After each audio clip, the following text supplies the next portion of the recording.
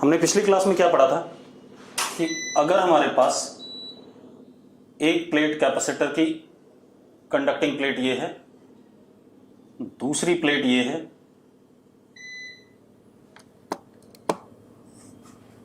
और बिल्कुल बीच से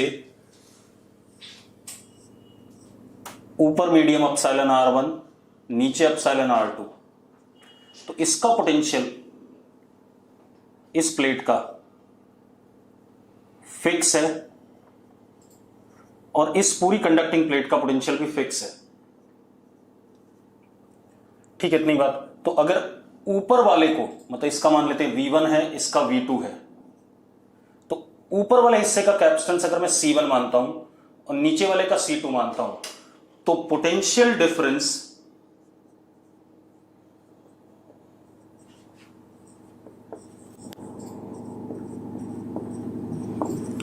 across C1 and C2 is same. हाँ या ना? अरे बात क्लियर है? अगर बात क्लियर है यस लिखो फटाफट। ठीक है, दूसरी चीज जरा देखो, C1 का और C2 का इनिशियल एक साथ है और C1 और C2 का फाइनल भी एक साथ है, and initials clubbed together and finals clubbed together, therefore C1 parallel to C2। C1 और C2 दोनों कैपेसिटर किस में है? पैरेलल में है। ये कहानी हो गई। क्लियर है? अरे ठीक है भाई, अरे ठीक है तो यस लिखो फटाफट। ठीक, अब अगली चीज बेटा, अगर हमारे पास एक प्लेट ये है कंडक्टिंग और एक दूसरी कंडक्टिंग प्लेट कैपेसिटर की ये है, ठीक है, इतनी बात। अब यहां पर हमने क्या करा, इसको डिवाइड कर दिया, ये हिस्सा एप्सिलॉन R1, ये हिस्सा एप्सिलॉन R2। अब जरा देखो, इसके अक्रॉस ड्रॉप V1 है, इसके अक्रॉस ड्रॉप V2 है, ठीक है, इतनी बात। लेकिन जो चार्ज इस प्लेट पाया होगा प्लस Q, वही चार्ज यहां पाया गया होगा माइनस Q, क्योंकि ऐसे करके चार्ज फ्लो किया होगा इन लूप। अब दूसरी चीज, ये C1 और ये C2, तो जो चार्ज फ्लो कर रहा है across C1 and C2 is same. ये बात क्लियर है या नहीं है? जो C1 के थ्रू चार्ज गया और C2 के थ्रू गया, सेम गया कि नहीं गया? अगर क्लियर है तो यस लिखो फटाफट। ठीक है, अब दूसरी चीज बेटा, C1 का फाइनल जरा देखो, C1 का फाइनल ये है और C2 का इनिशियल ये है। Final of C1 in connection with initial of C2, therefore C1 and C2 in series। yes or no? अरे यस और नो, ठीक है भाई। खुशी आचार्य लिख रही यस है, हर्ष भी यस लिख रहा है, ठीक है। चलो अब जरा हम कुछ सवाल कर लें सीरीज पैरेलल कैपेसिटर्स पर। तो हमें सीरीज और पैरेलल पहचानना पता चल गया पैरेलल प्लेट कैपेसिटर्स में, ठीक है। अब जरा देखो, अब हमारे पास एक क्वेश्चन है, जैसे मेरे पास एक पैरेलल प्लेट कैपेसिटर है,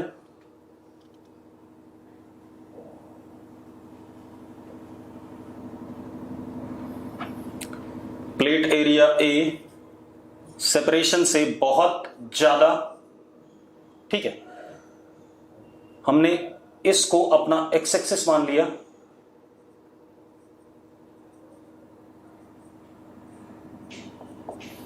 this is x equal to 0, this is x equal to d। मतलब प्लेट्स के बीच में सेपरेशन कितना है? d है। अरे कोई दिक्कत है इसमें?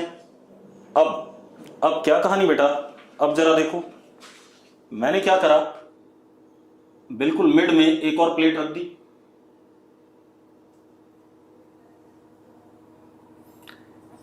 This is d/2, this is also d/2, और ऐसे करके इसको बैटरी से कनेक्ट कर दिया। अब क्या कहानी है, इसमें अपसाइलन R1 या अपसाइलन, सीधे सीधे अपसाइलन की बात कर लें, जो इसमें डाइलेक्ट्रिक कांस्टेंट है, अपसाइलन, डाइलेक्ट्रिक कांस्टेंट नहीं, परमिटिविटी, रिलेटिव परमिटिविटी नहीं, permittivity of medium is function of x. Permittivity medium की कैसी है, फंक्शन ऑफ एक्स है भाई। क्लियर है इतनी बात, एक्स पे डिपेंड कर रहा है, कैसे, फंक्शन दे रखा है मुझे, epsilon is equal to epsilon naught plus beta x, where beta is constant if x is between 0 and d/2। d/2 के आगे क्या है, epsilon is equal to epsilon naught plus beta d minus x if x greater than d/2 and less than d। ये कहानी है। अब मुझे क्या करना है, कैपेसिटेंस बताना है बेटा। क्या बताना है, कैपेसिटेंस सिस्टम का। क्लियर है, ठीक। अब मेरी बात ध्यान सुनना,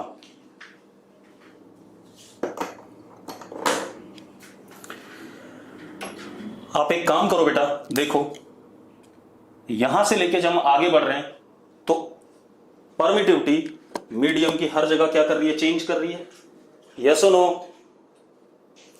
अगर मैं इस जगह पे पहले मैं इतने हिस्से की कैपेसिटेंस निकाल रहा हूं, this is C1 and this is C2, इतने हिस्से की, तो जरा देखो, अगर मैं यहां पर x दूरी पर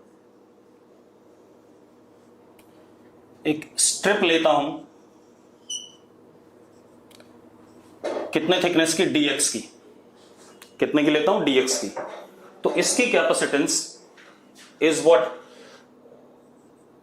dc1। इसकी कैपेसिटेंस कितनी हो जाएगी, dc1 हो जाएगी कि नहीं हो जाएगी।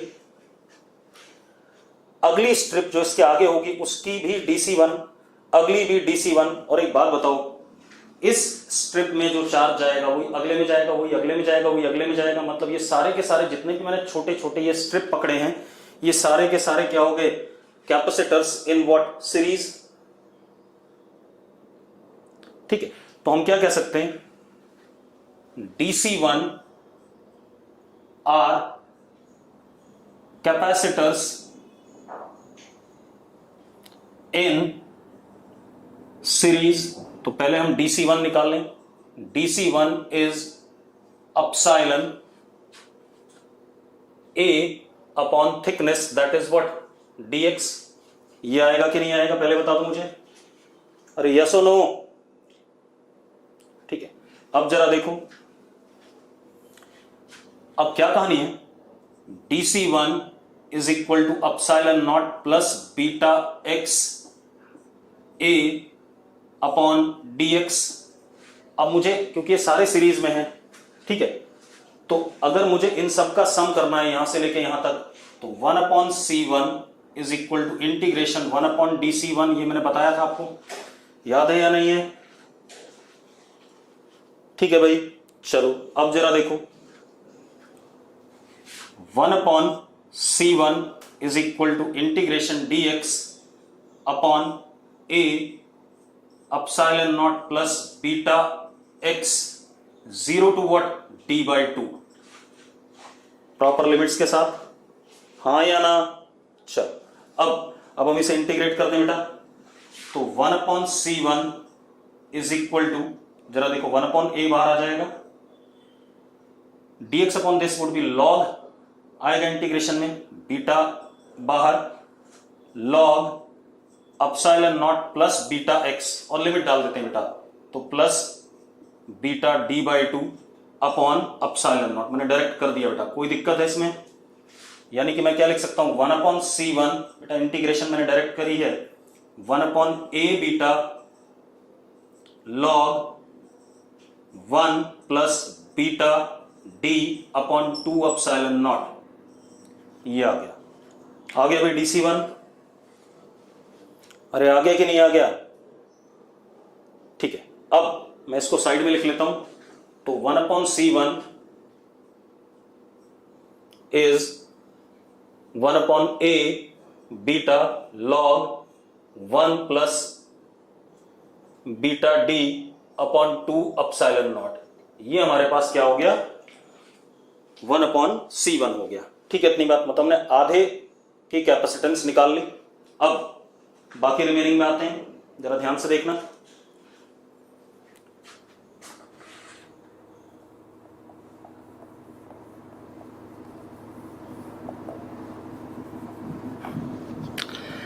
अब हमने यहां पर एक स्ट्रिप पकड़ी,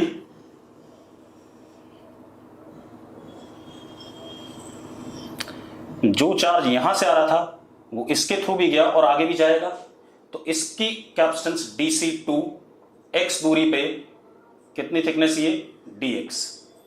ठीक है, तो सारे DC2 भी अगेन क्या हो गए, आर इन सीरीज, तो DC2 is epsilon not A upon dx, तो DC2 is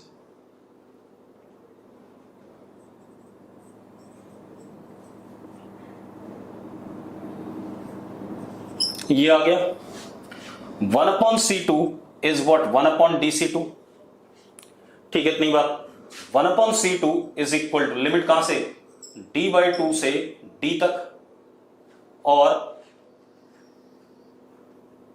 epsilon naught plus beta D minus x।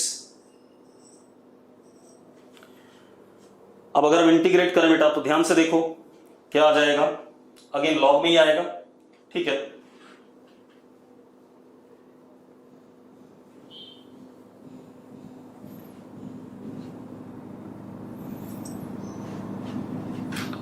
Log epsilon naught plus beta D minus x, और बाहर -1 अपॉन बीटा, क्योंकि जो यहां से डेरिवेटिव निकलेगा वो माइनस बीटा का निकलेगा। ठीक है, इतनी बात, ये आ गया। अब इसमें लिमिट बेटा एक बार डी डाल दो, तो डी डालते ये वाली टर्म 0 हो जाती है, तो क्या बचता है, एप्सिलॉन नॉट बचता है, और एक बार D/2 डाल दो तो minus log epsilon not plus beta D/2, ये आता है हमारे पास।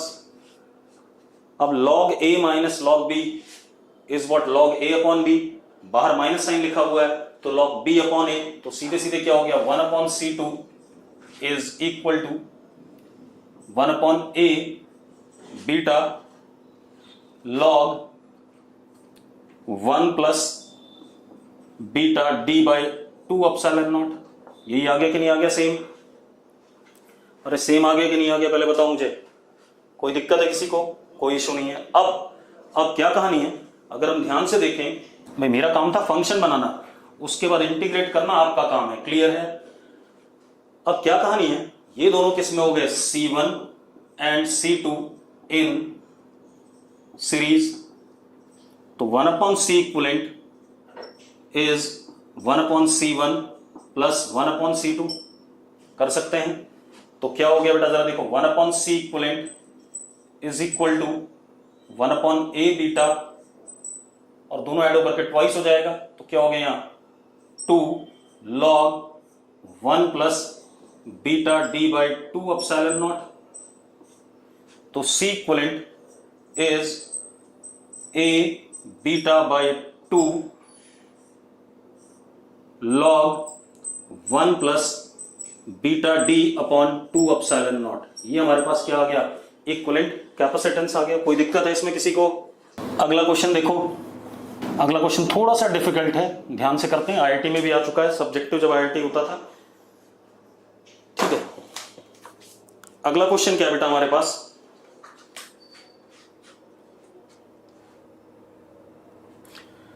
हमारे पास एक ये कंडक्टिंग प्लेट है, ठीक है। इसका जो एरिया है A into A meter square. A into A का मतलब ये लेंथ इसकी A हो गई,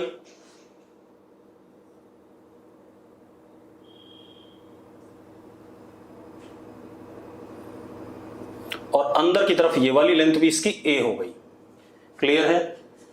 दूसरी कंडक्टिंग प्लेट ये रही,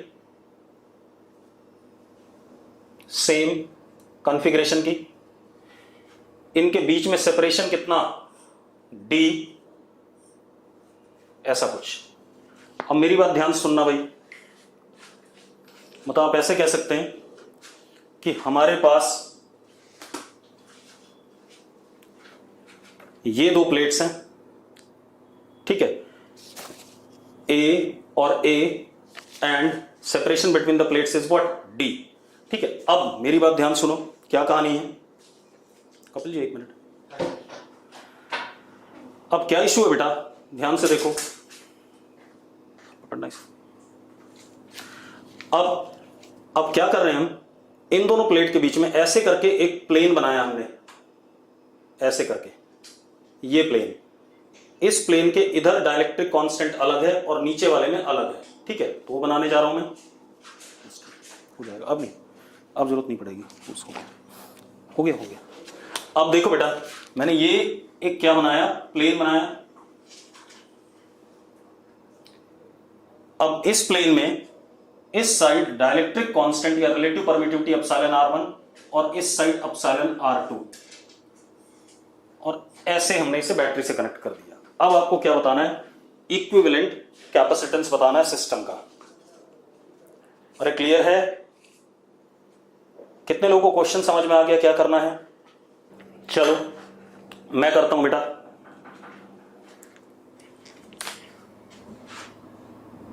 इधर एप्सिलॉन R1 है, सॉरी R2, और यहां एप्सिलॉन R1 है इस रीजन में। रिलेटिव परमिटिविटी या डाइलेक्ट्रिक कांस्टेंट, मुझे क्या करना है, क्या बताना है, क्या कहते हैं, इक्विवेलेंट कैपेसिटेंस। अब मेरी बात ध्यान सुनना बेटा, सबसे पहले आप ऐसे देखो कि हम ऐसे एलिमेंट लें।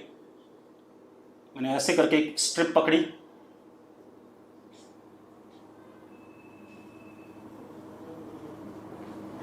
ऐसे करके स्ट्रिप पकड़ी, ठीक है। इतनी बात, पहले मैं आपको गलत वाला बता रहा हूं, ध्यान रखना। यहां से x दूरी पे इसका कैपेसिटेंस DC2 और इसका कैपेसिटेंस नीचे वाले का DC1। अब क्या ये दोनों पैरेलल में हैं, DC1 एंड DC2? आप लोग बताओ भाई। अगर पैरेलल में यस लिखो, और अगर नहीं है तो नो लिखो। यहां पर इलेक्ट्रिक फील्ड, क्योंकि मीडियम एप्सिलॉन R2 है, यहां पर इलेक्ट्रिक फील्ड E2 होगा और यहां पर E1 होगा।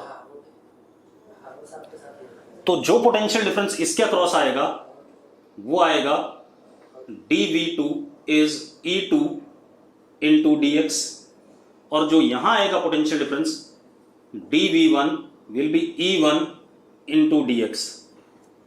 हाँ या ना? और ये दोनों बराबर नहीं है, क्योंकि E1 E2 तो अलग अलग होंगे, ठीक है भाई। देयरफॉर हम ऐसे एलिमेंट नहीं ले सकते क्योंकि दोनों पैरेलल में नहीं है, ठीक है। इतनी बात। तो ये बिल्कुल ही गलत तरीका हो गया, इसको हटा देते हैं। इस तरीके से क्वेश्चन नहीं होगा। अरे क्लियर है? ठीक है, क्योंकि अगर आप पोटेंशियल डिफरेंस देखो ऊपर वाले DC1 और DC2 और नीचे वाले DC1 में, तो क्या आ रहा है, E1 dx और E2 dx दोनों बराबर नहीं है। तो इसको तो हम गायब कर दें, बेकार चीज हो गई।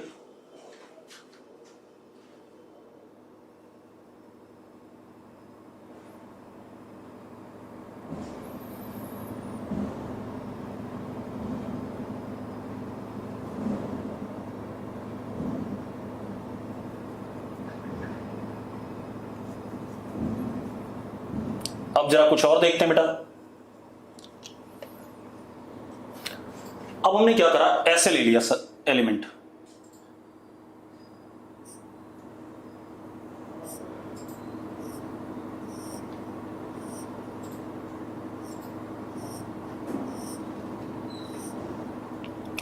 ऊपर से y डिस्टेंस पे dy थिकनेस का, और ये x फर्स्ट मीडियम में, और बचा हुआ portion d minus x second medium में। कर सकते हैं ऐसा? अरे कर सकते हैं या नहीं? चलो ये बना दिया मैंने। अब मेरी बात ध्यान सुनना बेटा, रुक जाओ। This thing is DC1, this thing is DC2।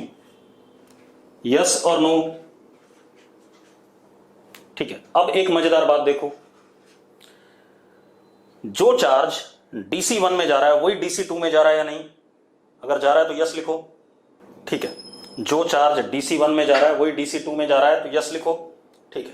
अब दूसरी एक और चीज, 1 का फाइनल वाला पॉइंट 2 के इनिशियल से कनेक्टेड है या नहीं है?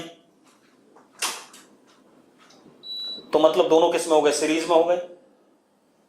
ठीक है, तो हम क्या कह सकते हैं, DC1 and DC2 are in series. ठीक है, DC1 and DC2 are in series, कोई दिक्कत नहीं इसमें। ठीक है, अब सबसे पहले हम इन दोनों सीरीज वालों को जोड़ लेते हैं। जोड़ लेंगे भाई, तो हमें DC इक्विवेलेंट मिल जाएगा। मिल जाएगा किस हिस्से का? इस हिस्से का।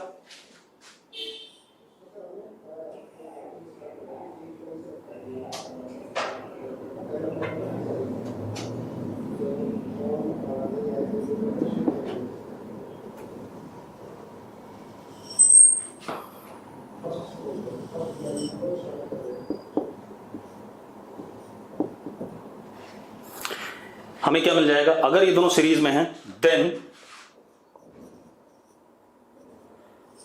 DC equivalent is DC1 into DC2 upon DC1 plus DC2। ये आ जाएगा कि नहीं आ जाएगा? पहले बताओ। अरे आ जाएगा। अब मेरी बात सुनो, तो हमारे पास DC इक्विवेलेंट आ गया। ध्यान सुनना। अब एक बात बताओ, इसका पोटेंशियल अगर V1 है, इसका V2 है, तो potential difference across DC equivalent is V1 minus V2। इसके ऊपर भी ऐसे ले लिया हमने बेटा, ये DC1 नया वाला और ये नया वाला DC2। अगेन DC1 डैश और DC2 dash are in what series? हाँ या ना? ठीक है, तो अब जरा देखो, इसका जो इक्विवेलेंट आया,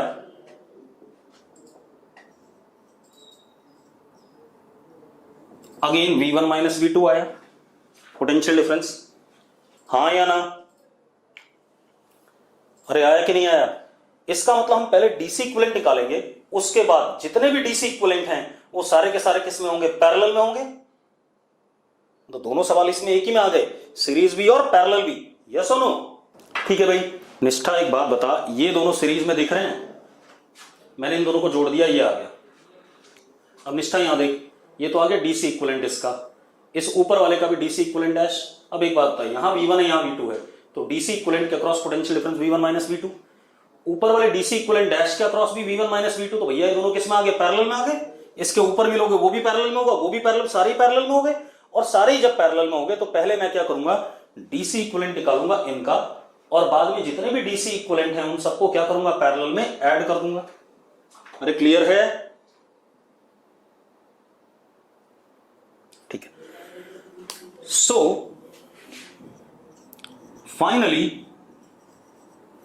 all DC equivalent are in parallel. ठीक है। अब तो हो क्या गया? इसका मतलब C equivalent is integration of DC equivalent. Yes और नो? अरे यस और नो? चलो अब देखो भाई, अब क्या कहानी है, तो सबसे पहले हम डीसी इक्विवेलेंट निकाल लें, उसके बाद उन सबका क्या कर देंगे, इंटीग्रेशन कर देंगे, हमें रिजल्ट मिल जाएगा। चलो तो अब तो हमारे पास finally C equivalent is integration DC equivalent. तो उससे पहले DC1 और DC2 की बात कर लें, जो हमें निकालना है पहले डीसी इक्विवेलेंट। चलो DC1 is epsilon naught epsilon R1 area. Area जरा देखो बेटा, ये dy है और अंदर की तरफ a है, तो एरिया इज a dy और विड्थ कितनी है x, ये DC1 हो गया। इसी तरीके से DC2 is epsilon naught epsilon R2 a into dy और थिकनेस कितनी हो गई d माइनस एक्स। ये आ गया कि नहीं आ गया, यहां पुट कर दे बेटा दोनों को। तो DC equivalent is epsilon not square epsilon R1 epsilon R2 a square dy का square upon x into D minus x upon epsilon not a dy common, बचा क्या epsilon R1 upon x plus epsilon R2 upon d minus x.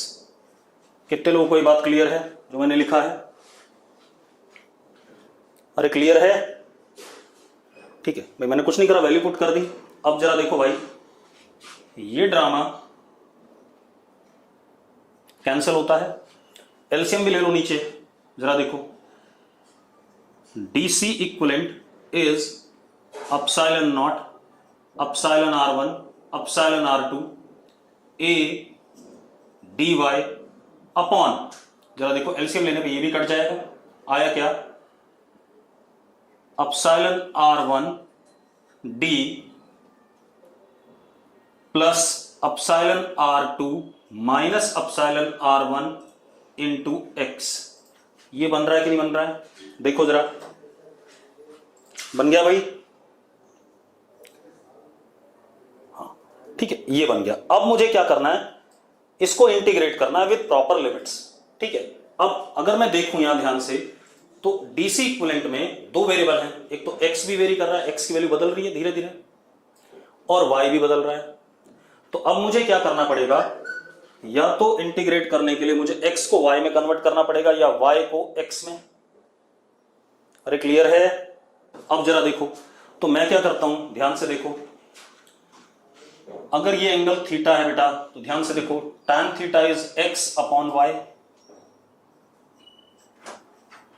Is equal to d upon a।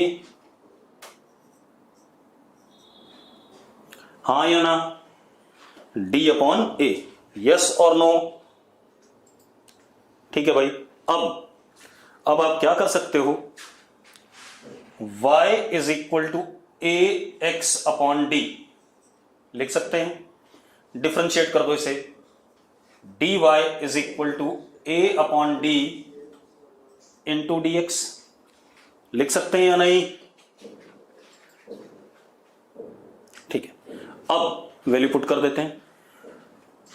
तो DC equivalent is equal to epsilon naught epsilon R1 epsilon R2 a upon, मतलब a तो पहले से था और वो भी लिखा हमने, तो क्या हो गया a square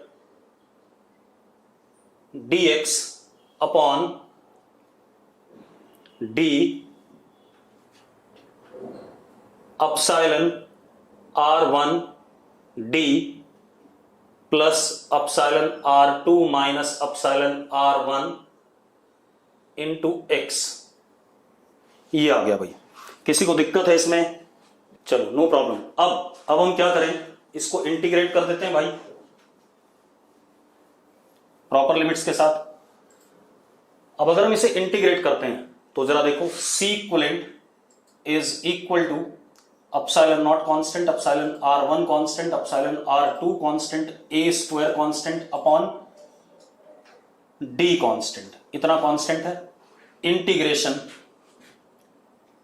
dx upon epsilon r1 d plus epsilon r2 minus epsilon r1 into x।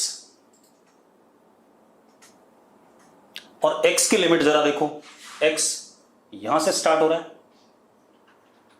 0 से स्टार्ट होके क्या हो रहा है d।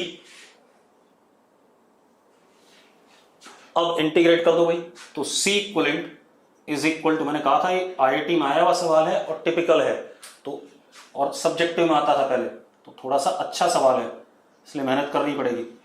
Epsilon naught epsilon r1 epsilon r2 a square upon d, यहां पर आ गया epsilon r2 minus epsilon r1 log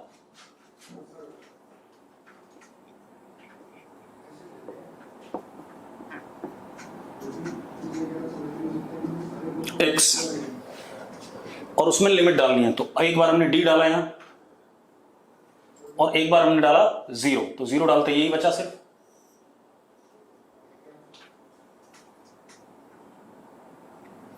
अब जरा देखो, d तो थ्रू आउट कट गया, अपसाइलन r1 भी कट गया, तो हमारे पास c equivalent comes out to be epsilon naught epsilon r1 epsilon r2 a square log epsilon r2 upon epsilon r1 upon d epsilon r2 minus epsilon r1। देखो कितना बढ़िया result आ गया, आगे कि नहीं आ गया भाई? अरे यस और नो। अब हम आगे बात करते हैं, मतलब ऐसा ही कोई भी अरेंजमेंट दे सकता है आपको, जैसे मैंने 2 लिए वेरिएबल वाले, ठीक है, तो वो क्वेश्चन तो किसी भी तरीके के अरेंजमेंट बना सकता है वो आपको तंग करने के लिए, ठीक है। उसमें आपको इंटीग्रेशन प्रॉपर बनानी पड़ेगी, ये चेक करना पड़ेगा सीरीज में है पैरेलल में है, ठीक है। या इस क्वेश्चन में देखो दोनों चीजें हो रही हैं, पहले हमने डीसी इक्विवेलेंट निकाला, वो दोनों DC1 और DC2 किस में थे? सीरीज में। उसका डीसी इक्विवेलेंट जो निकाला हमने, वो सारे डीसी इक्विवेलेंट एक दूसरे के क्या थे? पैरेलल में, ठीक है। तो सारी चीजें हो सकती हैं जैसा क्वेश्चन में दिया होगा। अब अगला क्वेश्चन देखते हैं बेटा। अगला क्वेश्चन देखो बेटा क्या है हमारे पास,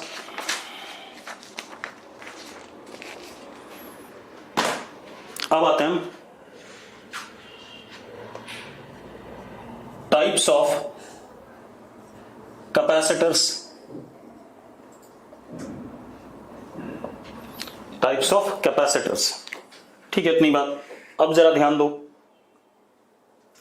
अब टाइप्स ऑफ कैपेसिटर्स में सबसे पहले स्फेरिकल कैपेसिटर्स, इसमें सबसे पहला कंडक्टिंग स्फीयर,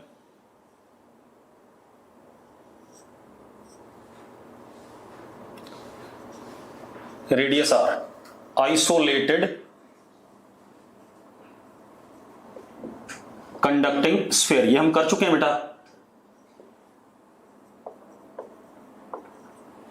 हमने इसको चार्ज प्लस क्यू दिया तो इसका वोल्टेज V हो गया, और इससे लाइंस यहां से निकली और कहां पे जाके खत्म होंगी? इंफिनिटी पे, और इंफिनिटी पे पोटेंशियल क्या होता है? 0। यही कहानी हम मान सकते हैं कि 2 प्लेट्स हैं, इसमें भी एक स्फीयर का क्या सरफेस और एक दूसरा कहां? इंफिनिटी पर। तो electric field between surface of electric field emerges from the surface of conductor and finishes off at what? infinity, ठीक है, इतनी बात। तो अब जरा देखो, अब हमारे पास डेफिनेशन क्या थी? C is equal to charge on any one of the plate upon potential difference, तो potential difference is V, तो C comes out to be 4 pi epsilon naught R। यही आता था, आपको पता है सबको ये? अरे पता है या नहीं है? ठीक है। अब दूसरी बात, दूसरा देखते हैं इसमें,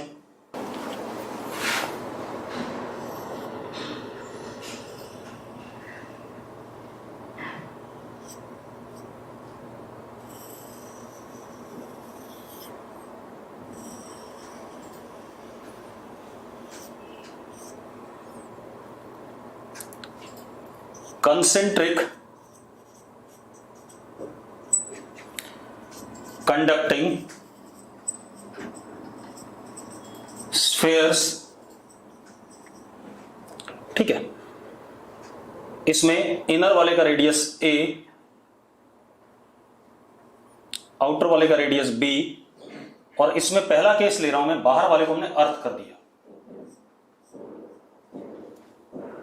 बाहर वाले को हमने अर्थ कर दिया, ठीक है, इतनी बात बेटा, अरे क्लियर है? वही ठीक है।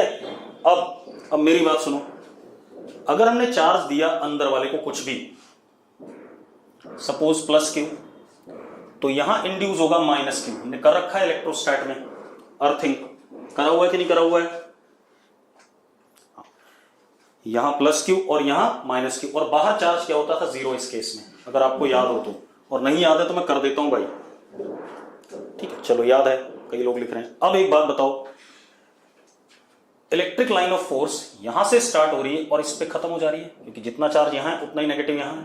ये इलेक्ट्रिक फील्ड का डायरेक्शन हो गया रेडियली आउटवर्ड, ELOF यहीं पे है। अगर इस सरफेस का पोटेंशियल V है और इसका क्या है? जीरो, ठीक है, इतनी बात। अच्छा, बाहर इलेक्ट्रिक फील्ड कितनी है? जीरो, और बाहर हर जगह पोटेंशियल क्या है? जीरो। यही है या नहीं? पहले बता दो मुझे, अरे बता दो भाई, ठीक है। अब क्या कहानी है? अब मजेदार बात देखो, अब क्या खेल चल रहा है। बात आ गई कि electrostatic energy is stored within the region of these two concentric spheres, क्योंकि बाहर तो इलेक्ट्रिक फील्ड है ही नहीं, तो बाहर हमारे पास एनर्जी, बाहर हमारे पास क्या कहते हैं, एनर्जी स्टोर नहीं हो रही है। तो सारी एनर्जी कहां पर स्टोर हो रही है? Within the region of conducting spherical shells, इन दोनों के बीच में एनर्जी है। अब हमारे पास कैपेसिटेंस का फॉर्मूला क्या है? C is equal to charge upon potential difference which is V। तो इसका पोटेंशियल निकालना है मुझे, तो जरा देखो, V is what? K Q upon A, इसकी वजह से minus K Q upon B, ये आ गया। तो V क्या आ गया हमारे पास? Q upon 4 pi epsilon not B minus A upon AB, ये आ गया कि नहीं आ गया? हाँ या ना? चलो बहुत बढ़िया। अब ये वैल्यू डाल दें बेटा वहां, तो C comes out to be Q upon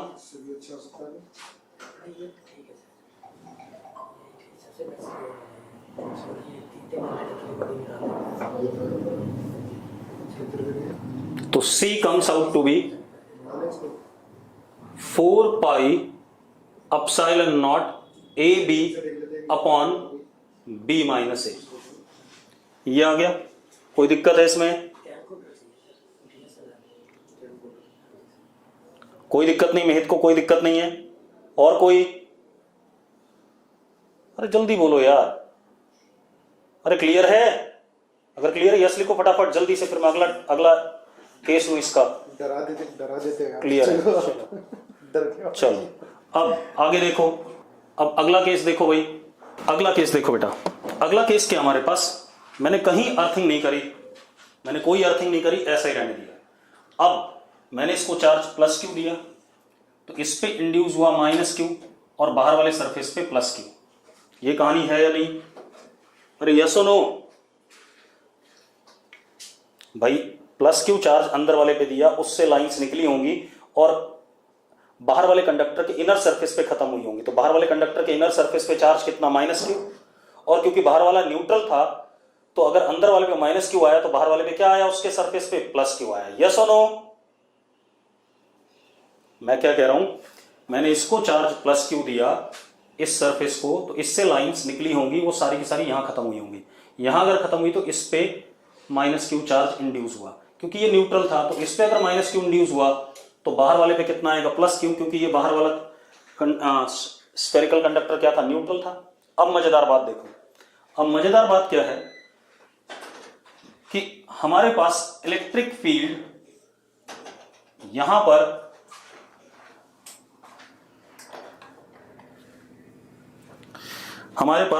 पर इलेक्ट्रिक फील्ड E1 अगर किसी पॉइंट की बात करें, और अगर मैं बाहर बात करूं यहां पर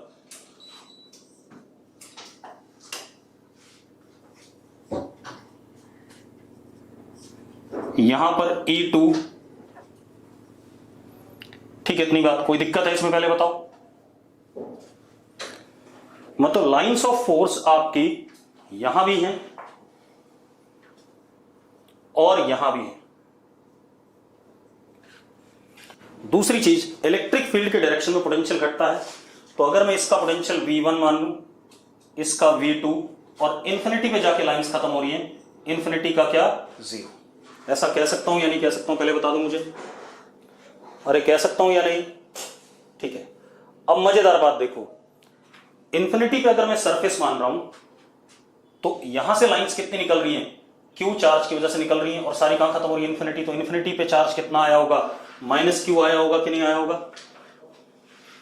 अरे हां या ना?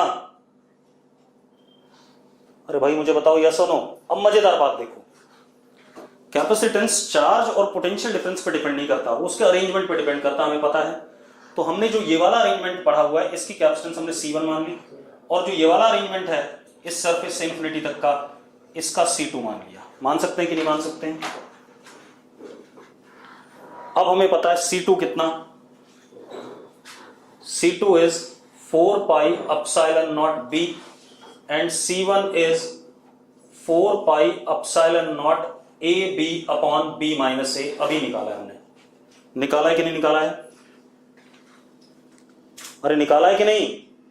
अब एक बात बताओ, दोनों कैपेसिटर्स पे चार्ज देखो जरा, जब कैपेसिटर सीरीज में लगे होते थे, ध्यान से देखना, यहां +Q तो यहां +Q, -Q, ये C1 हो गया, इसकी पहली प्लेट पे +Q, यहां -Q, और ये +Q। जरा देखो सेम चार्ज ट्रांसफर कर रहा है कि नहीं कर रहा है? अरे यस और नो? और देखो C1 का फाइनल और C2 का इनिशियल एक दूसरे से ज्वाइंट है या नहीं है? जितनी बातें मैंने बोली सब आ रही हैं बेटा, जल्दी से रिवर्ट करो कि क्लियर है या नहीं। अब मजेदार बात देखो, तो हम ये कह सकते हैं, और एक और चीज, यहां पर इलेक्ट्रिक फील्ड का डायरेक्शन E1 और यहां पर इलेक्ट्रिक फील्ड का डायरेक्शन E2। अगर सीरीज में है तो कैपेसिटर्स के बीच में इलेक्ट्रिक फील्ड का डायरेक्शन कभी भी चेंज नहीं होगा, ये भी ध्यान रखना। क्लियर है? क्योंकि पोटेंशियल घटता है in the direction of electric field. अब सारी बातें आ गई, मतलब क्या हो गया? C1 and C2 in series. अब C1 और C2 अगर सीरीज में बेटा, तो अब हमारे पास क्या आ गया?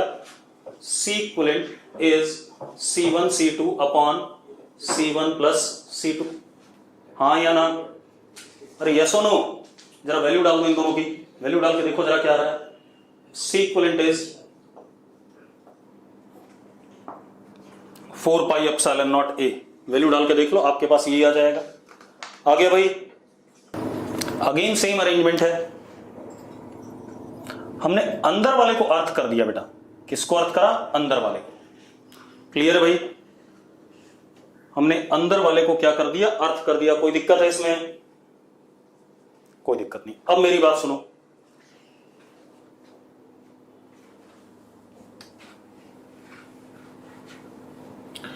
अब अंदर वाले को जो हमने अर्थ कर दिया, ध्यान से देखो, अगर मैं यहां पर चार्ज +Q देता हूं, कुछ भी, चलो एक काम करो, इसका पोटेंशियल क्या हो गया? V। कुछ भी चार्ज दिया हमने, इसका V हो गया। यहां पर भी कुछ चार्ज आता था नेगेटिव, करके देख लो आप। एक काम करो, आपने इसको चार्ज +Q दिया, करके दिखा देता हूं दोबारा से, ठीक है? इतनी बात, बाहर वाले को चार्ज दिया +Q, तो अंदर वाले का पोटेंशियल क्योंकि 0 होना चाहिए, क्योंकि अर्थ कर रखा है, तो अर्थ से कुछ ना कुछ चार्ज इस पे फ्लो करके आएगा, ताकि अंदर वाले का पोटेंशियल क्या हो जाए? 0 हो जाए। यस और नो? ठीक है। तो अब क्या कहानी है, मान लो अर्थ से इस पे चार्ज आया +QE, इसका पोटेंशियल 0 है, तो V inner is equal to 0। कितना? K QE upon A plus K Q upon B is equal to 0। K से K कट गया, QE is equal to -QA upon B। हाँ या ना? अरे हाँ या ना? ठीक है, मतलब इस पे चार्ज अब कितना हो गया? -QA upon B। यानी कि यहां पे चार्ज आया plus Q A upon B, क्योंकि इसके ऊपर इतनी लाइनें क्या होंगी, खत्म होंगी। अरे पक्का ठीक है? अरे यार इलेक्ट्रिक फील्ड यहां पर इधर की तरफ होगा, लाइनें इस पे खत्म हो रही हैं अंदर की तरफ, और क्योंकि इसी में से ये हिस्सा इधर आया तो यहां पर चार्ज हो गया minus Q A upon B. आगे कि नहीं आगे पहले बता दो मुझे। अरे ठीक है यार। अब एक मजेदार बात देखो, अगर हम बाहर इलेक्ट्रिक फील्ड देखें, यहां तो इधर की तरफ है, अगर हम बाहर देखें तो इलेक्ट्रिक फील्ड इस चार्ज की वजह से कैसे, क्योंकि इन दोनों की वजह से इलेक्ट्रिक फील्ड तो यहां जीरो होगी, सिर्फ इसकी वजह से होगी, कैसे होगी, इधर की तरफ होगी। अब इसका पोटेंशियल V, इसका जीरो, और यहां से लाइंस निकल रही हैं और खत्म कहां हो रही हैं, अगेन इंफिनिटी पे।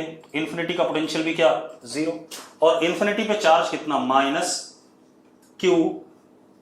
Q A upon B. ये माना जा सकता है? अरे माना जा सकता है कि नहीं? अब बहुत बढ़िया रिजल्ट आ गया, देखो क्या क्या रिजल्ट आया। सबसे पहले एक रिजल्ट तो ये आया, अगर हम C1 देखें तो C1 की वैल्यू तो यही है, क्योंकि चार्ज और पोटेंशियल डिफरेंस पे डिपेंड नहीं करता, लेकिन पोटेंशियल डिफरेंस इसके अक्रॉस कितना है, V है। और अगर हम C2 देखें तो C2 के अक्रॉस B ये है, और C2 के अक्रॉस B पोटेंशियल डिफरेंस कितना है, V है। यस और नो? अरे भाई बोलो जल्दी, हाँ या ना। और एक और मजेदार बात, दोनों में देखो C1 और C2 दोनों के इनिशियल एक ही जगह पर हैं या नहीं? अरे हैं या नहीं? अरे V इनिशियल है दोनों का, और फाइनल पोटेंशियल जीरो जहां हो रहा है वो दोनों का फाइनल है।